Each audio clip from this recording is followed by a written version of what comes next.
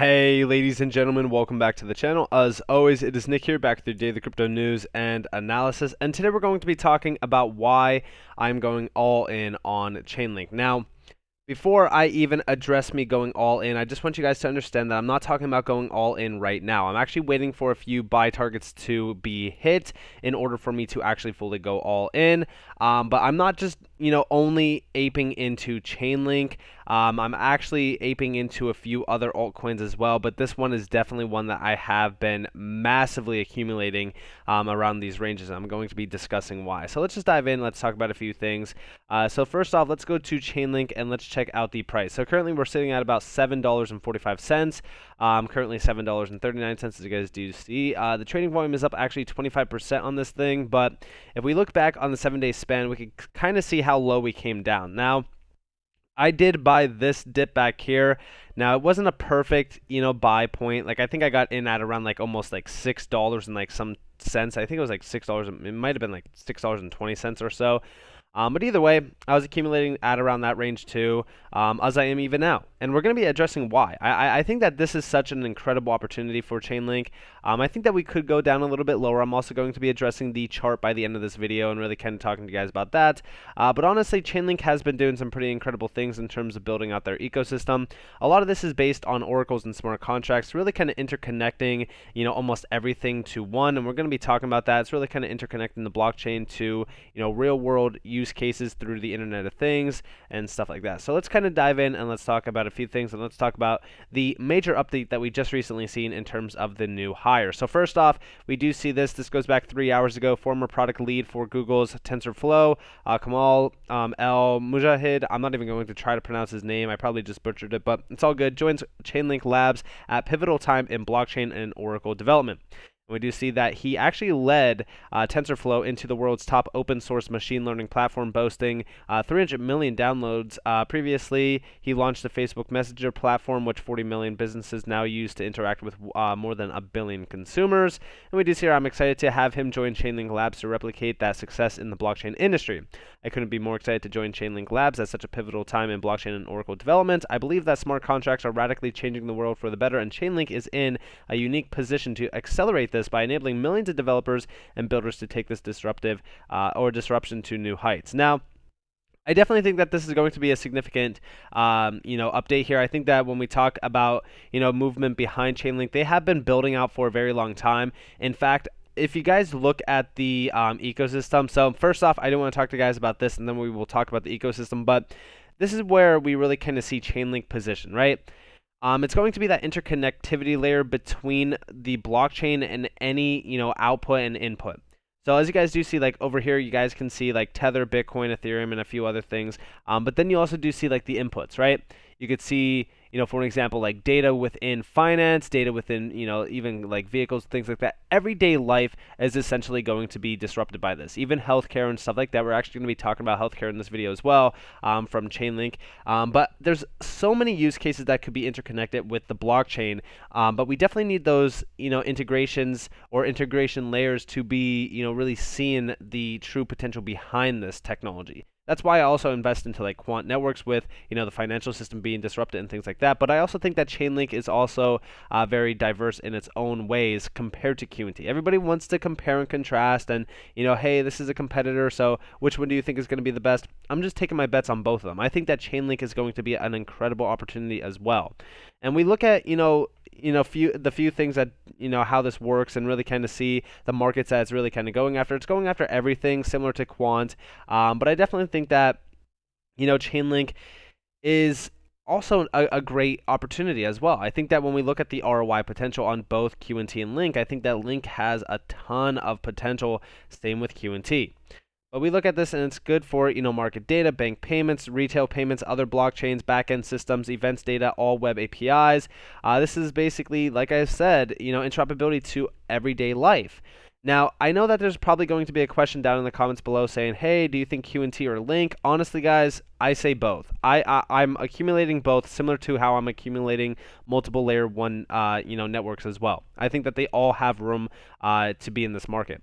But we also do see, access to off-chain resources enables more contracts. Here you guys have it, off-chain market data, off-chain gaming data, insurance data.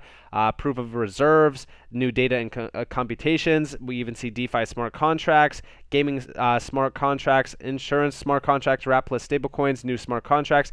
I mean, this is pretty much everything that you could really kind of see being built out within this market, being interconnected through real use cases in real world use cases.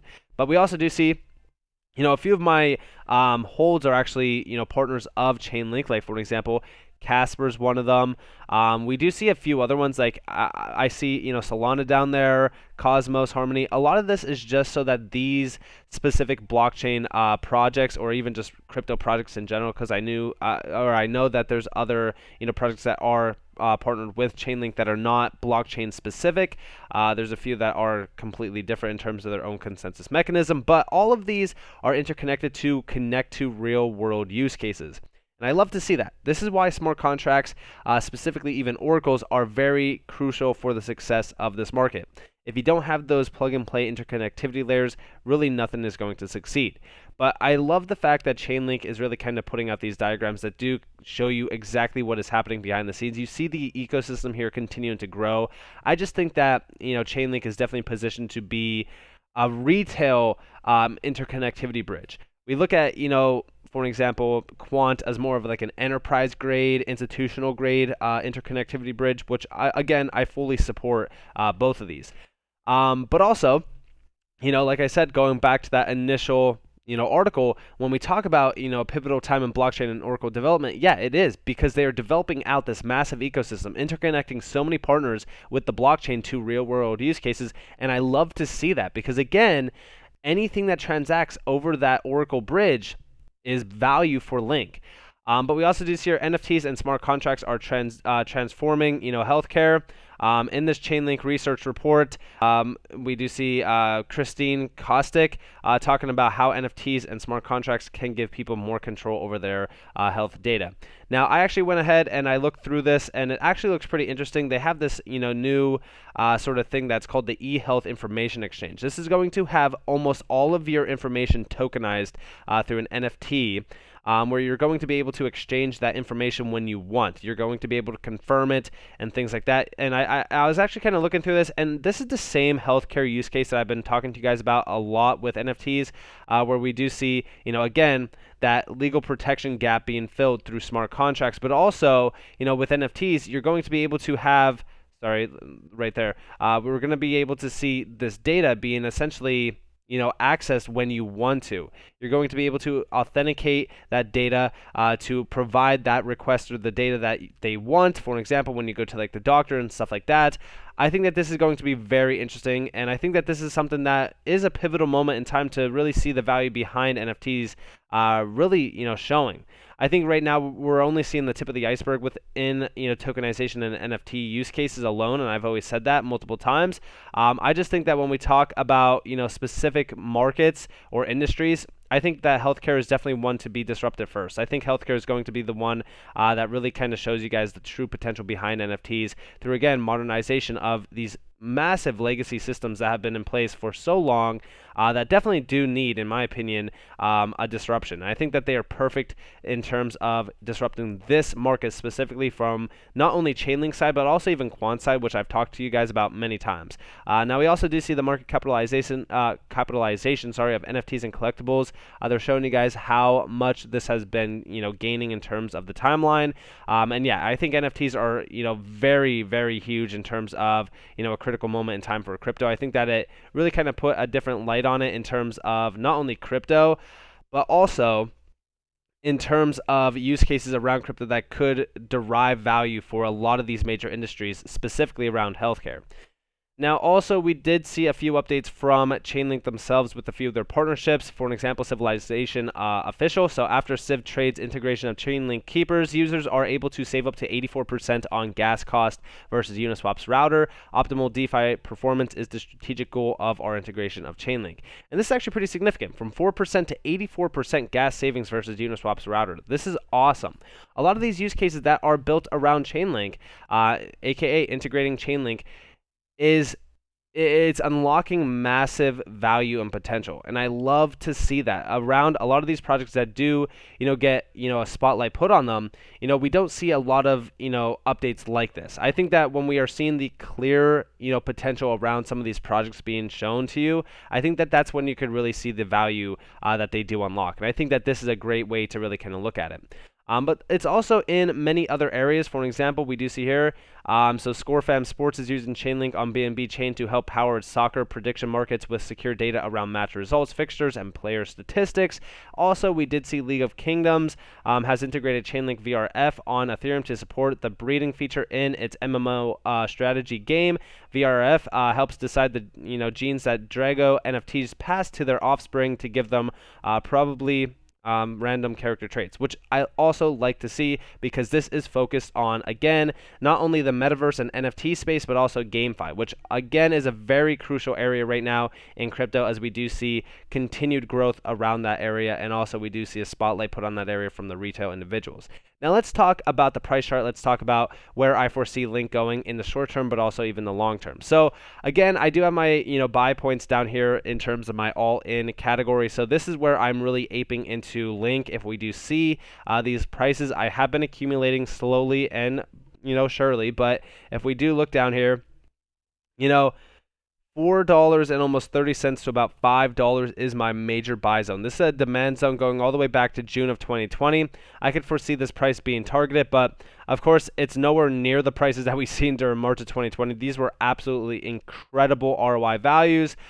This could come down even lower. I mean, if we do see like the $3 range, that's going to be insane, but this is the area that I'm looking at. Honestly, even if we are looking at this right now, so this is the demand range that I'm really kind of waiting for us to get back into. It's more so around like the $11 and like 30 cent zone to roughly the $15 zone. But we really want to break above this 0.5 fib level, which is above $15 to get back into a demand ratio, which is the low from July of 2021. That's where I want to foresee this back into. So any break above this area here at roughly $13.37 is welcoming to me. But we need to break back up into that range, or else we still risk the idea of breaking down to these levels. Now, what will really kind of show us that major breakdown to that point that will really kind of predict us going that low is a break below $6.52. This is the area that I'm watching for. This is the area that we retested recently, going back as far as like July of 2020.